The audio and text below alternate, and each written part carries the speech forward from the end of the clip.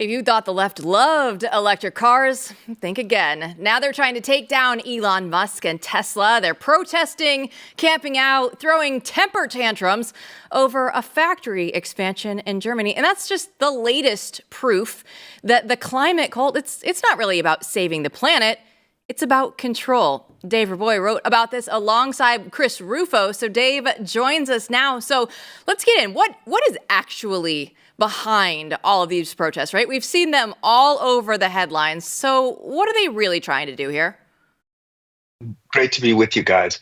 What we're seeing is different parts of the far left ecosystem are coming into play, and they're targeting Tesla as a way of targeting Elon Musk, who they hate, who's symbolic of corporatism, fascism, and all the isms that they don't like.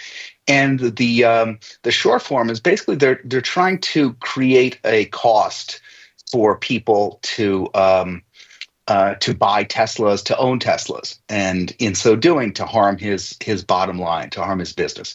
So they're trying to make Teslas right coded in a way that kind of didn't exist before, because as you know, if you're on the left, you kind of love electric cars, and until now, or until maybe last year, a couple of years ago, Elon Musk was he was just kind of a pop culture figure, and now because of Doge, because of X, he has become kind of outspoken cultural figure and political figure for the right. So what the left needs to do is they need to figure out a way to harm him, number one, and harm his reputation and his bottom line, and number two is they want to make sure that you associate hard right fanatical fascist extremism with Elon Musk, and in so doing it'll benefit them, because everybody needs a villain. So, Dave, you and I have spoken many times before over the years about this, but it seems like another example of the left understanding the commercial cultural war. I mean, they're in this commercial cultural war. It's not really about ideology. It's about, you're saying it's about destroying Elon Musk, an enemy, by destroying his business. And they understand that the marketplace and businesses are cultural, and that you play war within that space. Can you say a little bit more about that? Because it seems like the stakes are pretty high. They keep doing this. Is there any sign of hope here? Is the right catching on? Elon does seem like he's fighting back, no? So I mean, he's fighting back. What Chris and I wanted to do in this particular piece is to kind of dig a little deeper in how the left operates. Let's say how the organizing left operates, because we talk about the left all the time in terms of ideas, and we have this kind of frankly silly and inaccurate idea that there is a George Soros or a big puppet master pulling the strings and pressing buttons and creating, causing different things to happen. But that's not really the case. The case is it's a completely decentralized ecosystem. Ecosystem is kind of the best way to describe it. So on one hand, you can have the people who are organizing the Tesla takedowns to do kind of, run-of-the-mill direct action, peaceful protests at Tesla charging stations, or at different kind of Tesla properties outside, and say, hey, we hate Elon Musk. And at the end of the day, that doesn't do very much. It'll make the media for one day or something like that, but that's it.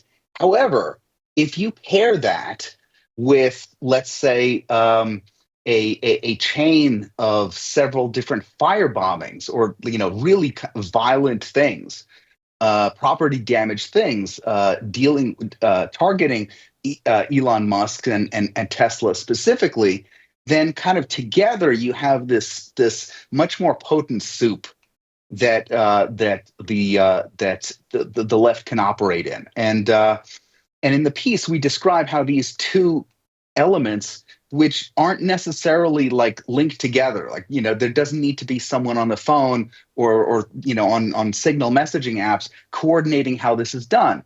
But the left has a concept of diversity of tactics, which means, it's another word for let every flower bloom. Any way you want to do it, you can do it. And they also practice what's called non-denunciation, which is very important. The most important part of this, which is like, if somebody wants to pop off and do something, hey, that's their right, but we're not going to condemn them. We're never going to condemn them. So it's another, really what that is like an operational,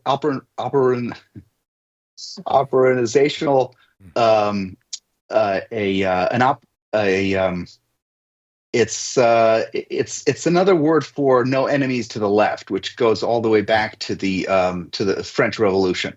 Basically, let this thing happen as an independent organism. And if somebody wants to do some terrorism, that's great. If somebody wants to do some peaceful protesting, that's also great. Whatever pushes the ball forward. And the fact that these two things aren't necessarily linked, I think, is very important. So we need to understand how these things work together just as much as we ferret around, and our journalists and experts and whatever ferret around looking for magic bullets or smoking guns, if you will. So we see now that ESG is not in vogue anymore, right? ESG, DEI, all the letters that you want to throw out there. We're like, no, we don't want to deal with that anymore. We don't want to deal with all of the wokeness. So how is this going to transform as we go forward into the future? What is this actually going to look like as we continue? As we continue, really, that's kind of anyone's guess. It depends how individual actors decide, how to turn up the heat or how to lower the heat or whatever. I wrote a piece a couple months ago, kind of predicting that the left would pop up when it comes to mass deportations, and it didn't happen the way that I thought it would. It's possible, on the other hand, too, that we've been going through a period of intense demoralization for the left since Donald Trump's victory in November, and we're kind of still not through it. At some point, they're going to get their sea legs, and I think it's going to be kind of back to normal. But right now, they're kind of in disarray, and honestly, we should be thankful for that. But let us not rest on our laurels. Let us not think that they have gone for good, because they definitely have not. I think when they finally do regroup and feel like they have their footing back, they're going to survey the situation, and frankly, they're going to be quite good at it. Because if there's one thing that they've spent 100 years doing now, or even more, it's this kind of organizing work, organizing people. It's something that the right doesn't do, and really hasn't spent much time in doing. Every election day, the most we can do is do get out the vote campaigns. But these guys kind of have a rolling get out the vote campaign at all times, and I think that's something that we need to spend more time learning about and thinking about. So once you understand, sort of the point of the article, how they operate, how this works, and how it doesn't have to be coordinated, it's decentralized, and they swarm, they let 1,000 flowers bloom, but those 1,000 flowers are coming for you, they're coming for Elon, they're coming for Tesla. If you're in Elon's position or other businesses' position, what sort of lessons should they take from that? What should they do in response? Well, I think it depends. It depends what business you're in. It depends what your profile is and what your level of engagement. I think Elon is such a kind of unique person in such a unique position that kind of whatever he does is not necessarily replicable for the average business owner.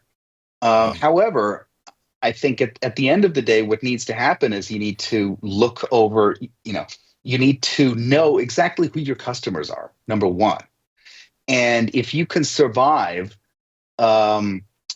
focused on one particular set of customers, saying, you know what, I'm not going to deal with this nonsense from the left. I'm just going to go and I'm going to be an explicitly, an explicitly like red versus, versus blue. I'm going to be an explicitly red cigar company or shoe company or whatever it is. And I'm going to tailor my business to those people. I'm going to do a niche business. I'm not going to try to be all things to all people. And I'm not going to have to be Nike, or something that kind of wants to sell to everybody. And I think if you have a handle on that, if you have a handle on who your customers are, and you're really targeted in terms of what your business plan is and how your customers fit into that, how much you can get away with, how much to appeal to your customers over politics. I mean, these are all things that if you're in business, you should be thinking about at all times. How to increase your customer base based on geography, based on ideology, based on gender, based on all kinds of other things. So I think that that folks in business should be doing that. They should be aware of that, and they shouldn't be afraid of becoming persona non grata on the left, and they shouldn't necessarily be afraid to be attacked mercilessly by whatever organs of the left or the far left decide to show up. I mean, I'll say a principle from this piece that we discuss, which is diversity of tactics and non-denunciation. That also applies to that can be a strategy that folks on the right who are in business or media or whatever can use, which is the media will come right up to you and say you need to denounce X, Y, and Z, and you don't have to do it if you feel like it's going to harm the movement. You've got no obligation to do that, just as they do. Yeah, no, and that is such an important point. And you know what? I think that Teslas are still on the road. I think Elon is still selling cars, and he still has SpaceX and all of his other businesses. I think it worked out okay for him.